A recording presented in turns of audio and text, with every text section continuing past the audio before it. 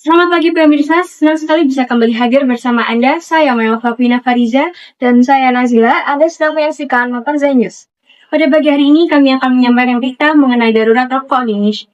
Berdasarkan data Survei Kesehatan Indonesia pada tahun 2023, jumlah perokok aktif di Indonesia mencapai 70 juta orang.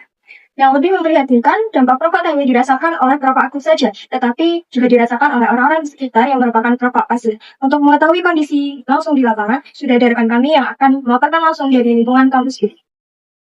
Baik, selamat pagi pemirsa. Sekarang saya berada di lingkungan Universitas Airlangga. Dan saat ini saya akan mewawancarai narasumber yang menjadi penderita asma akibat paparan asap rokok.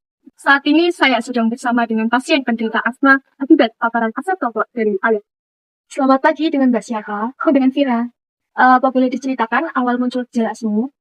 Jadi awal muncul itu sejak saya SD kebetulan. Nah, sebenarnya itu papa saya itu sudah merokok sebelum saya lahir. Namun, ketika saya menginjak usia SD, papa saya tuh lebih sering untuk merokok dalam rumah. Nah, itu tuh jadi nyebabin aku sering batuk, sering nafas, bahkan sampai sulit tidur. Nah, kebetulan juga sebenarnya aku tuh kata dokter, seperti bilangin bahwa aku tuh punya paru-paru sensitif sama asap rokok.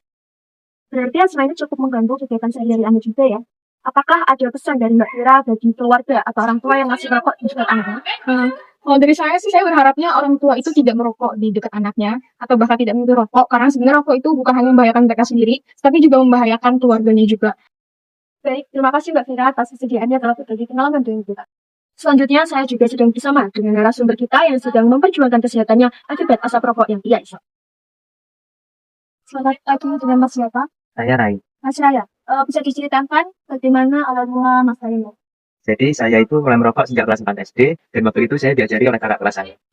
Lalu apakah sampai sekarang Mas Rai sudah merokok? Nah, kebetulan sejak 3 bulan yang lalu saya itu sudah berhenti merokok. Apa alasan Mas Raya berhenti menjadi perokok aktif? Nah, karena saat ini kesehatan saya ini mulai terganggu. Misalnya saya tuh sekarang batuk-batuk, terus badan saya cepat lelah. Dan 1 bulan yang lalu saya itu didiagnosis oleh dokter saya ini menderita bronkitis kok. Selanjutnya, apa pesan saya untuk perokok aktif di luar sana?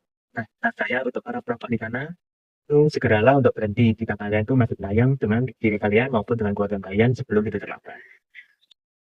Pemirsa, inilah gambaran nyata bagaimana rokok sangat berbahaya. Tidak hanya untuk perokoknya saja, tetapi juga orang-orang yang ada di sekitarnya juga. Dari lokasi Universitas Airlangga, saya Sinta Sudayanti melaporkan kembali ke studio. Baik Sinta, terima kasih atas laporannya. Selanjutnya, bersama-sama kami akan menyaksikan video edukasi rokok dari mahasiswa UNAI sebagai tanggapan atas kondisi darurat rokok di Indonesia. Halo sebut, sekaligus menjadi penutup pertemuan kita pada hari ini. Saya Melvina Fariza dan saya Nazila. Terima kasih telah yang sedang makan News dan sampai jumpa. Tahukah kamu, tembakau dulunya adalah obat berbagai macam penyakit masyarakat Amerika kuno yang dibawa oleh Columbus ke Eropa. Lalu pada tahun 1880, rokok menjadi barang umum karena diciptakannya sebuah mesin pembuluh rokok yang menjadikan rokok makin populer dan murah. Hingga saat ini, penggunaan rokok menjadi sebuah gaya hidup yang modern, bahkan menjadi sebuah kebebasan. Akan tetapi, perlu kita ketahui bahwa di balik popularitas penggunaan rokok memiliki dampak negatif bagi kesehatan. Oleh karena itu, di negara kita dan di negara lainnya malah gencar-gencarnya untuk anti rokok. Setiap bisa rokok, satu langkah lebih dekat dari kemudian. Kamu menurutmu, keluargamu juga ikut mengambilnya. Kamu menghisapnya, mereka yang mengakibatkan. Ingat, kanker, sesak nafas, pintu air, dan koroner, bahkan protes hidup, dan psikologis bisa hancur dari suatu batu. Dan jika dipaparkan terus-menerus akan menyebabkan batuk, kepanjangan, sesak nafas, maupun risiko kanker paru-paru. Yang paling rentan terkena adalah anak-anak, ibu hamil, serta orang yang lagi berusia. Untuk anak-anak sendiri memiliki dampak mengalami permasalahan pada pertumbuhan paru-paru mereka dan risiko gangguan belajar karena kekurangan oksigen. Sedangkan untuk ibu itu sendiri bisa membahayakan janin mereka, menyebabkan risiko keguguran yang sangat besar. Selain membahayakan dampak kesehatan sendiri, asap rokok bisa berbahaya bagi lingkungan.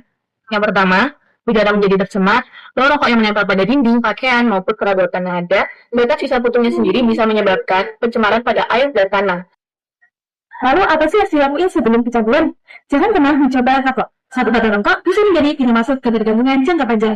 Jaga lingkunganmu agar tetap aman dan sehat tanpa asap rokok. Selanjutnya, apa yang harus dilakukan setelah kita mengalami kecanduan merokok? Yang pertama, kuatkan niat dan komitmen. Yang kedua, cari dukungan dari orang lain. Yang ketiga, terapi dan meminta bantuan para ahli merupakan langkah cepat yang dapat diambil.